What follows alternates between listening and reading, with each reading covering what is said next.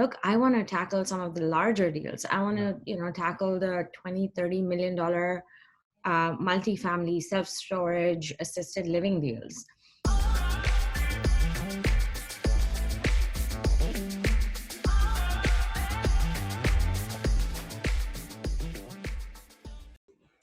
Hey everybody, it's Logan Freeman, and this is a special edition of the LiveFree Investors Podcast, where we're having a brainstorming session. And the one, the only, the master connector, Leka, had me on, on a meetup last year sometime. I don't remember how long ago it was, but about 5 months ago, I think. Yeah, 5 months ago, and the energy and the following was just it was ecstatic, in my opinion. And so I saw a LinkedIn post just recently from our guy, John Fortes, that Leka had mentioned or commented on. It was all about funds, and the different types of structures that you can put projects together. And my exposure to being a sponsor on that side of things is quite limited. However, I have worked as a director of acquisition for a large fund here in Kansas City. But Leka has been doing a lot of research. She's been doing a lot of legwork for folks, and we're going to kind of brainstorm through what to think about when thinking about a real estate fund, the different components, the structures of them, and let's just try to dive in. So, first off, what's the inception story, Leka? Why a fund, and why has it got you interested right now? Yeah. Hey, Logan. Thank you for having me. Yeah. I've been investing in real estate for about 7 years now. And last year, given the whole pandemic and all the whole emphasis and focus on podcasts, I ended up going on some pretty amazing podcasts and getting a lot of publicity and limelight. And so what happened was, and then in addition to that, I host, like Logan said before, a virtual networking event. And we have, thankfully, a wonderful audience that follows us every month, and we're able to bring on some really incredible speakers. Yes. Now, through all of that, people reach out to me all the time and say, hey, can we invest in your fund? And I'm like, oh no, I don't have a fund. I never thought about it. I'm also an advisor on the board of a lending company. So I've never needed to go out really and raise private money or private funds for my own single family acquisitions or smaller multi-family acquisitions. I've always been well funded. Right. And so now thinking about what my next steps would be, I'm like, look, I want to tackle some of the larger deals. I want to, tackle the 20, $30 million multifamily self-storage assisted living deals. And to do that, I need help, obviously. And that's why I was, actively I'm still in the discovery phase of what should I do, fund versus syndication. Yep. That's a perfect example of somebody that is willing to put the time in and do that discovery. And, I always have this, what I'll call kind of a back and forth of things that, what do I actually want to go down the rabbit hole of figuring out, and what do I need somebody else to do, right? However, when it's this integral to your business or your potential business, being able to be the one that has gone through it is so important, because, when you're talking with investors on structure, you're talking about all these different things, they're going to be able to sense that, okay, she actually did all the homework and she's the one who did this, and just hire somebody to kind of come in and take care of this. So, so in relation to the discovery phase, obviously there's different ways to put these structures together, right? Some of them that you mentioned were, a fund of funds, or a mini fund, or raising a blind pool fund. And I think what I'd like to ask you is, when you're speaking with some of those investors that reach out to you, what are some of their goals? And when they say fund, do they know that there are single asset syndications, or is a fund kind of just a more widely known type of structure for, what I'll call, traditional equity just investors? That's a great question, because a lot of people that reach out, I want to say 75% of the people that reach out are either in tech or medicine Absolutely. and have no idea what any of these things mean. Right. What they want is a secure return on their investment.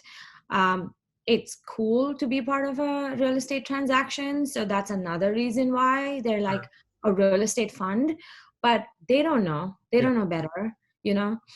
um, but having said that, 25% of the people that do reach out, they know, you Yeah. know, they know what it means to be accredited or not. They know what kind of asset class that they would be interested in. They know how much return they want on their money, Mm-hmm. or what is a normal return.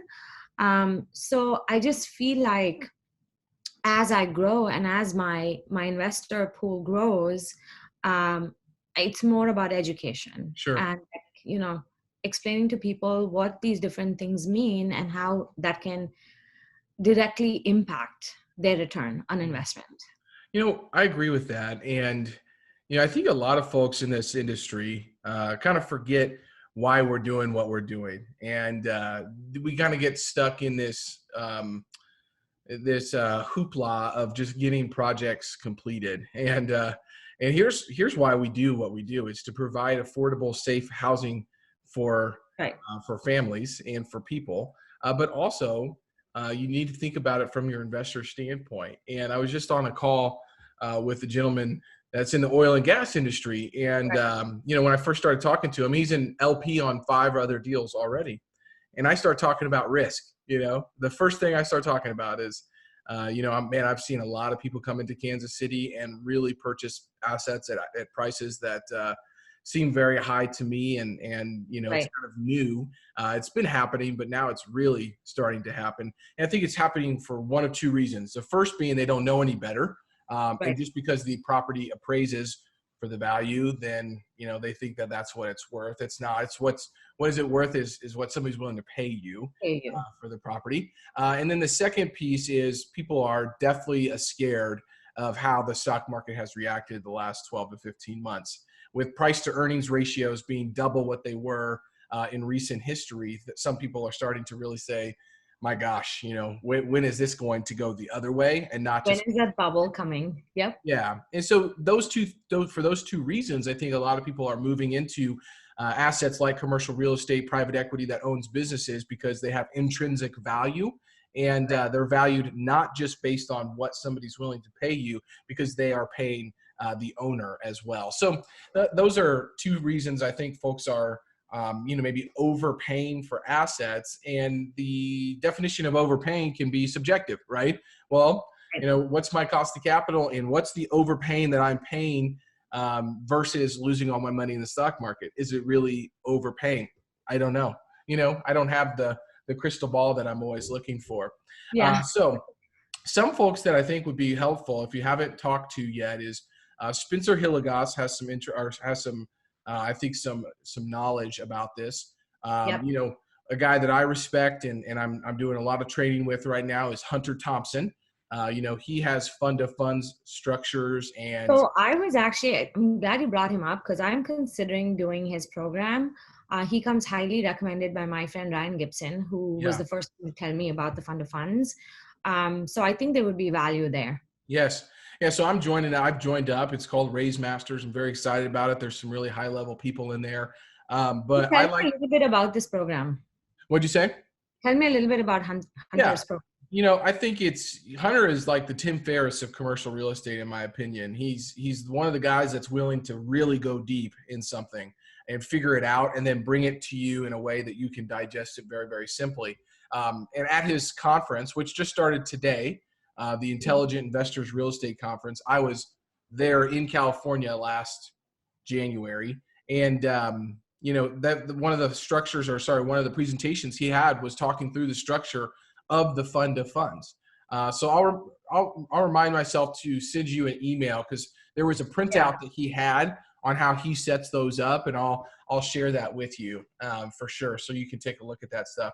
Forget who I sent that to, but I'll search my email and find it for you. Awesome.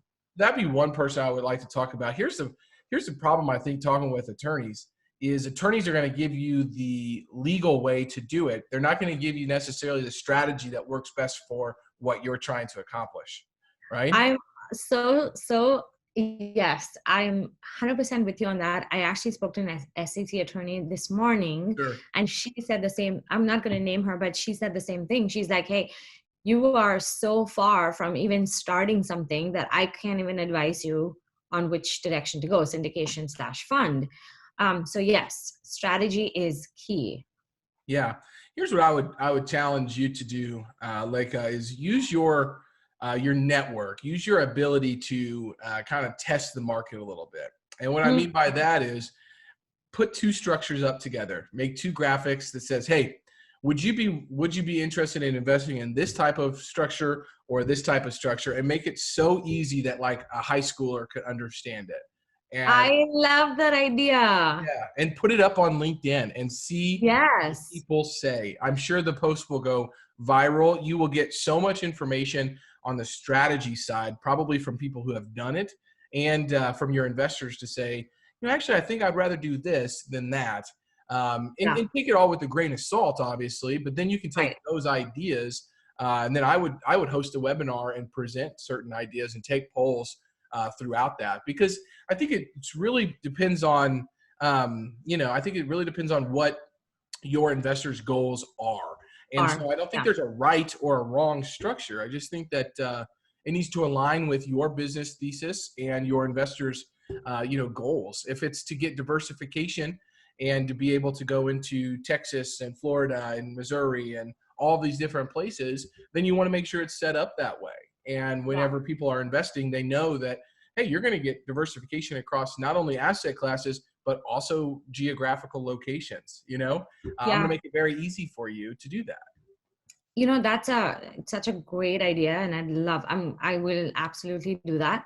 But I was talking to an attorney, I think it was last week, and he had a great idea too. He said, why don't you just set up a fake fund and see, like, all these people that actually say that they want to invest, will they put pen to paper? Yeah. Will they actually, do they trust you enough to invest with you? Right. And I think before we go down this path, because it can be an expensive path to, set it up, your website, your marketing, your attorney fees, your operating agreement fees, like whatever it is, like to set it all up, you're talking a pretty penny. Absolutely. So why don't you just do something simple that way and gauge the kind of attention you even get? Yeah, I think that I used the same technique when I was launching the Compression podcast. I mean, the name came from a LinkedIn post, and I said, hey, would people be interested in listening to a podcast that cover, these types of items? And I looked at, I think one of the posts had like 97 comments. I read every single one of them, and I was like,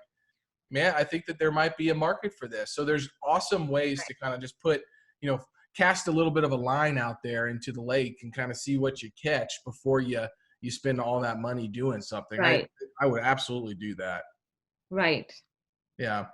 Okay. Well, very interesting. I like the idea. Here's the other thing you're going to think through is when you set up a fund, is the fund for you to go actively purchase real estate and operate it, or is the fund for you to find best-in-class operators and negotiate with those operators terms that make sense for you in your investment group? I think that's another big question you got to think about from a structure standpoint.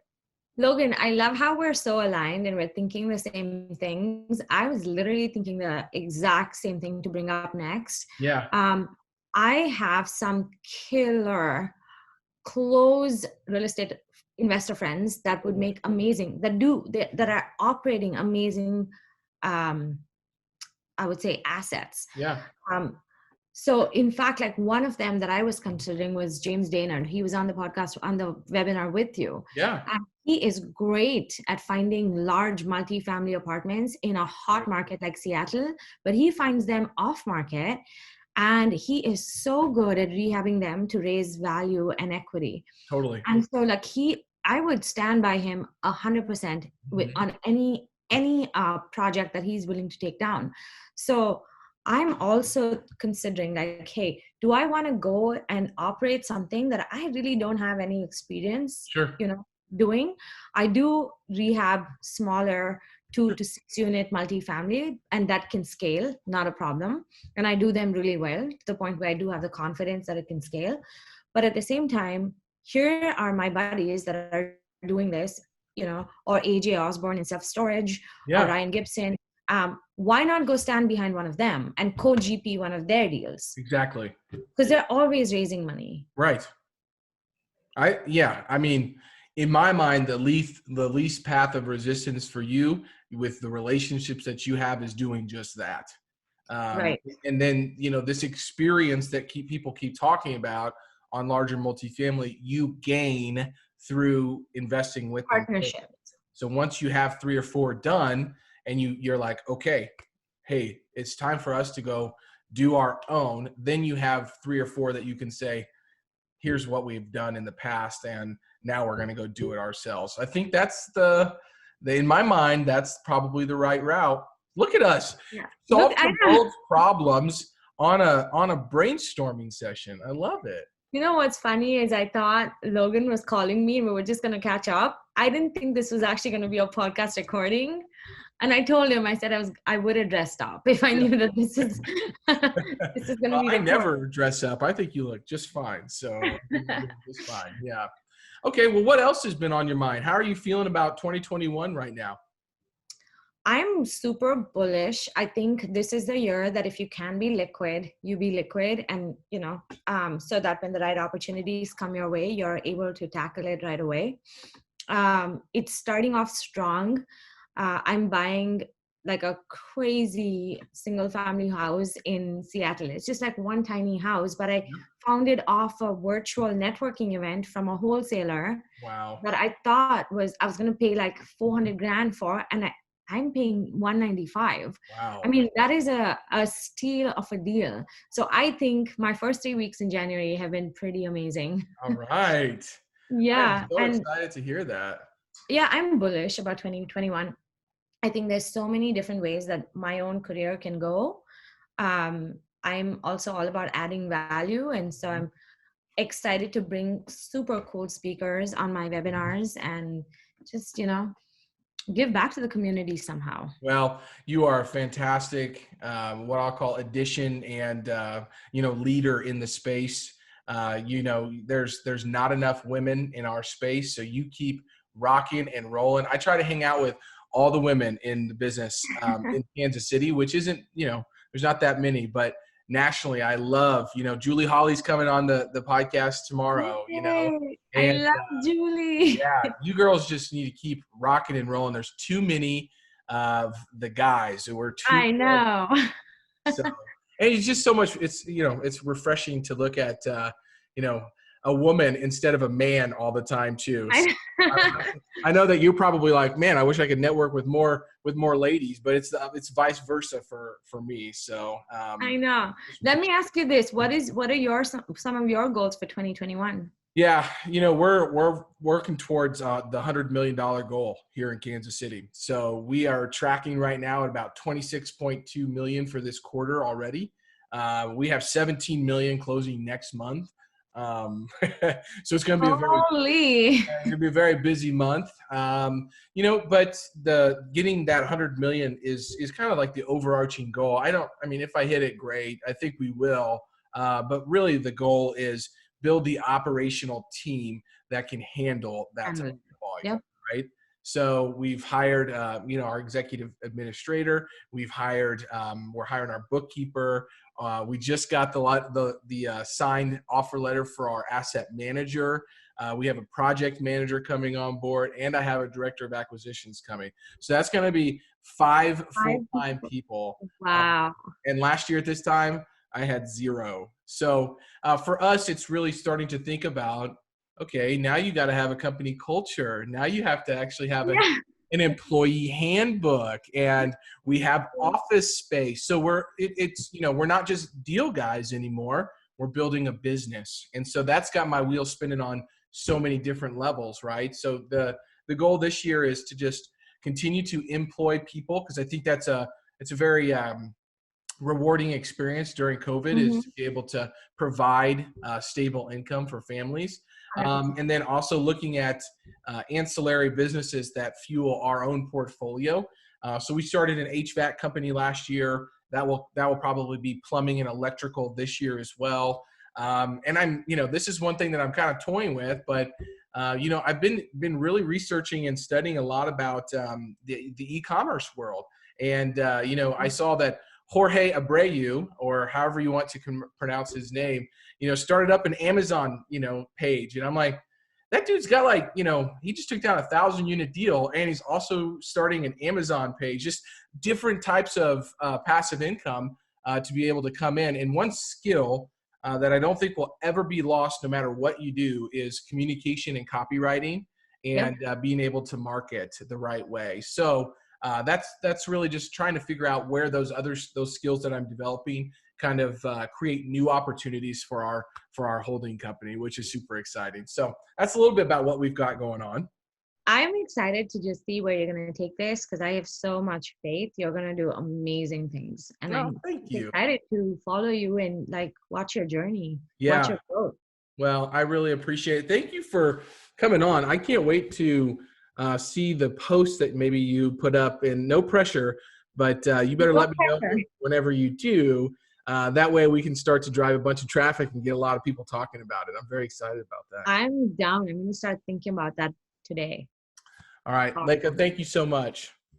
Hey, Logan. Go Mahomes. Oh, yeah. We got one more week before we take it home for Kansas City again. Oh, my God. I have this like I am a Seahawks girl, but I have this big pit in my stomach. I'm like, I just want him to bring it home again. That would be so cool. Is, and I wrote about this last week, but then earlier this year, is Tom Brady. I mean, we all need to. I know. You have to like just respect somebody that's been to the Super Bowl 10 times and left one, a dynasty team, took an okay team right back to it. Right back. Respect to Tom, but Tom, this isn't your year, and I'm sorry.